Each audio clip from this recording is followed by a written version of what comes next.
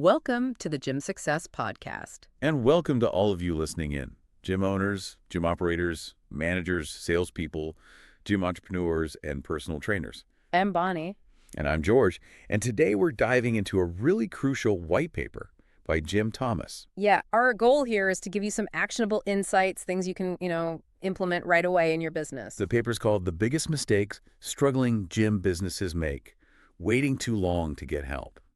And jthomas, well, he's a renowned gym business expert. He really pulls back the curtain on a super common pitfall, doesn't he? He does. And what's fascinating, what he points out, is how problems in this business, they rarely just pop up overnight. No, they build up gradually. Exactly. It's not some sudden crash. It's more like a slow erosion. You might see sales targets miss 1 month, then maybe 2. Right, or cancellations start creeping up and you're not quite sure why. Or staff morale dips just a bit, or, those classes that used to be packed, they start looking a little empty. Mm-hmm. And jthomas highlights that the single biggest mistake, it isn't necessarily having a bad location or even like poor marketing. Those things matter, of course. Absolutely. But he argues it's actually waiting too long, just delaying getting help. Yeah, and by the time many owners do reach out, the damage is often, well, far deeper than they even realized. It's gone beyond just the finances. So today, we're going to explore why gym owners tend to delay. What are the reasons behind that procrastination? And then look at the costs, the real significant costs of waiting too long. And most importantly, we want to give you a clear framework based on Jim's insights for acting early to protect your business and, honestly, your own peace of mind. Yeah, this is all about spotting those warning signs early and avoiding that critical error of just putting it off. Okay, so why do owners wait? This part is really interesting, very human. It is. jthomas points out that for so many owners, their gym isn't just a spreadsheet or a storefront. It's their baby. Totally. They've poured everything into it, sweat, savings, passion, built it from the ground up. So admitting they need help, that can feel like admitting personal failure, a really deep personal failure. Yeah, that emotional blind spot, as he calls it, leads owners to kind of rationalize things away, doesn't it? Definitely. Oh, it's not that bad, or I can fix this myself, because asking for help feels like, well, like defeat. And then there's pride. Ego, maybe? For sure. A lot of fitness entrepreneurs come from backgrounds where they excelled personally, athletics, training, coaching, fields where self-reliance is key. Right, you're used to achieving things on your own, so asking for business help can feel like a sign of weakness, like you're not cutting it. But Jim makes such a great point. Business is a different sport, completely. Different skills needed. Absolutely. Yeah. Trying to just muscle through complex business challenges without guidance in, say, financial strategy or sales systems, that often leads to bigger losses. Not smarter, just harder work that doesn't pay off. Exactly. Recognizing you need a specialist, that's actually a strength. Okay, what about false optimism? That comes up too. Oh, yeah. Owners tell themselves, look, if I can just get through this slow summer, or once January hits, that New Year rush, we'll be fine then. Banking on the season to fix everything. Right. And Jim warns, that kind of hope, it often masks real structural issues, problems in sales or marketing or how you run things day to day. Those won't just fix themselves. So the rush might come, but if the systems are broken... Oof, it doesn't stick. You lose those members just as fast, and you're back where you started, only you've lost another year, more valuable time. And then there's the practical thing, fear of cost. Yeah, if money's already tight, revenue's down. Spending on a consultant or training seems like the last thing you can afford. It feels like just another bill. Understandable fear. Very. But the irony, and Jim really hammers this home, is that not spending that money often accelerates the decline. It makes things worse faster. How so? Well, failing to fix the real problems quickly, that almost always costs way more in the long run. Think about lost members, month after month. Wasted ad spend, staff leaving. Right, the cost of inaction outweighs the cost of action. Almost always. A strategic investment now can literally save the business later. It's like skipping the oil change and needing a new engine. Okay, so let's talk about those costs of waiting. What happens when you do wait too long? First, the obvious one. Your membership base starts shrinking. Every month your sales process is broken or your retention strategy isn't working.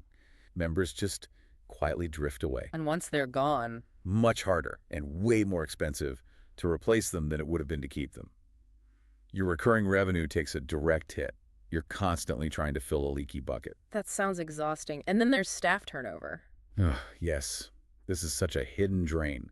Unclear direction, maybe lack of training, just low morale.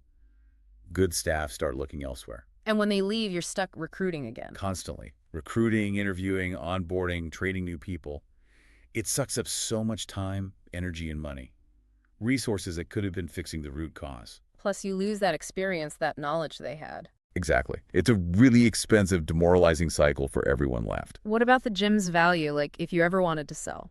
Big impact there. Mm. Waiting too long absolutely slashes the valuation.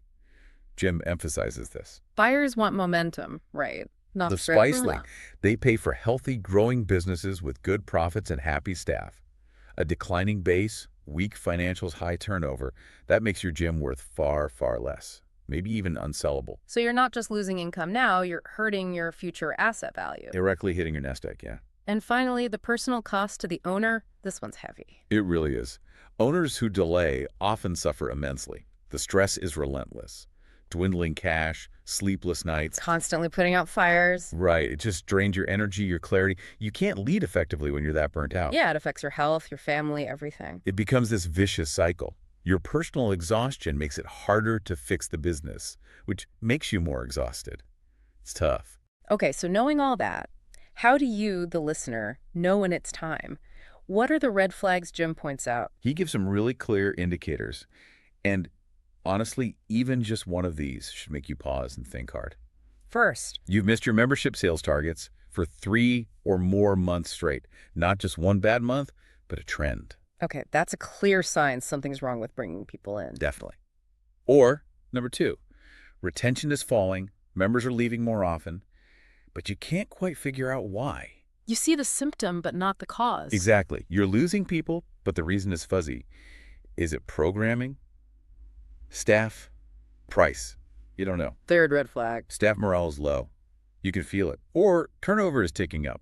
Your team just isn't happy or engaged. And that affects the member experience directly. Hugely. Another one. Your marketing spend isn't bringing in qualified leads. You're spending money, but the phone isn't ringing with the right kind of prospects. Pouring money down the drain, essentially. Pretty much. Yeah. And this next one, this one's critical. You find yourself covering payroll or rent from your personal savings. The business isn't paying its own bills. Wow. Yeah, that's subsidizing the losses. A huge warning sign. Massive.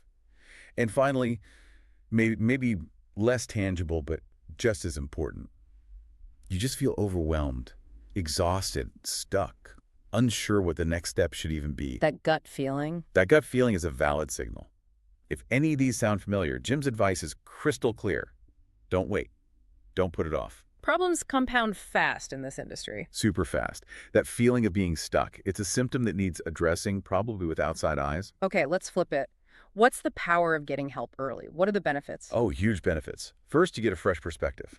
An outside consultant, a coach, even a peer mentor. They see things you can't because you're too close. They're not caught up in the day-to-day weeds or the emotional stuff. Exactly. They spot the blind spots, uncover opportunities you might have missed. It's like turning on a light in a dim room. And instead of just guessing or trying random things, You get access to proven strategies, systems that have actually worked for other gyms. like what kind of things? Well, think sales scripts that convert better, marketing funnels that are tested, solid staff training programs, retention plans that actually keep members engaged, stuff that's known to work. So you skip the painful, expensive trial and error part. Right, you get a roadmap instead of wandering in the dark. Acting early also means the fixes are usually easier. Much easier, and the turnaround is faster.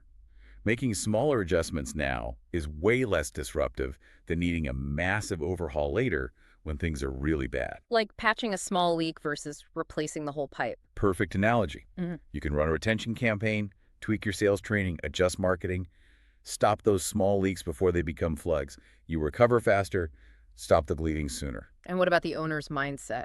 Big shift there. When you have a clear plan, expert guidance, Yeah. you lead with renewed confidence. You feel back in control. And that confidence is contagious, right? Yeah, absolutely. That energy spreads to your staff, even your members. It builds positive momentum and helps turn things around much quicker. People want to follow a confident leader with a clear plan. Okay, this all makes sense. So practically, what's the action plan? How do you, the listener, avoid falling into that too late trap? First step, Jim says, is acknowledge problems quickly. Don't just brush them off. Don't rationalize that missed sales target as just a blip if it happens again. Exactly. Track your key performance indicators, your KPIs religiously, weekly even, and act fast when you see negative trends. Be proactive, not reactive. Know your numbers, leads, conversion rates, retention, attendance. All of it. Second, build a support network. Don't isolate yourself. Connect with mentors, consultants, maybe join a mastermind group with other gym owners. Yes. Having experienced people you can call on, bounce ideas off, get advice from before you hit crisis mode, that makes it so much easier to act early. You're not alone. Third point is a mindset shift you mentioned. Crucial one. Budget for expertise. Treat getting outside help consulting, coaching as an investment, not just an expense you cut when things get tight. Because the cost of not acting is usually higher. Almost always, Jim stresses that. See it as essential, like paying rent or buying equipment. Yeah. It's investing in your business's survival and growth. Makes sense. And finally, Adopt a growth mindset. Never stop learning. The best operators are always looking for ways to improve. stay curious. Be willing to learn. Yeah, be willing to take advice, try new things, adapt your strategies before problems get overwhelming. It's about continuous improvement, staying flexible. That's how you thrive long term. So let's wrap this up. What's the main takeaway from Jim Thomas's paper? To really bring it home, his final word is powerful. The biggest mistake, the most damaging one a struggling gym can make. It isn't the bad sales script or the weak Facebook ad. It's waiting too long to ask for help. That's it. The delay itself is the critical error. And the earlier you seek that guidance, the easier, the faster, the less painful the turnaround will be. Every gym faces bumps. Every owner has blind spots. It's normal. The difference between success and failure often just comes down to timing your call for help. Successful owners know when to bring in reinforcements. Before the ship is taking on serious water, yeah. They see asking for help not as weakness, but as a smart strategic move. Wisdom, not inadequacy. So if you're listening right now and feeling stuck or overwhelmed or just unsure about the next move for your gym, Jim Thomas's advice is simple and direct. The best time to get help. It's right now. don't wait. Don't wait. Whether you need help building systems, improving your facility, turning things around, proactive action is key. It leads to lasting success and gets you back in control. And you can reach out to Jim Thomas directly for that guidance. His number is 214-629-7223. Or you can email him at jthomas@fmconsulting.net. That's jthomas@fmconsulting.net. We really hope digging into these insights from Jim Thomas helps you navigate the challenges ahead and drive real success in your gym business. Absolutely. Use these ideas. Don't wait. Thanks so much for tuning in to the Gym Success Podcast. We'll catch you next time.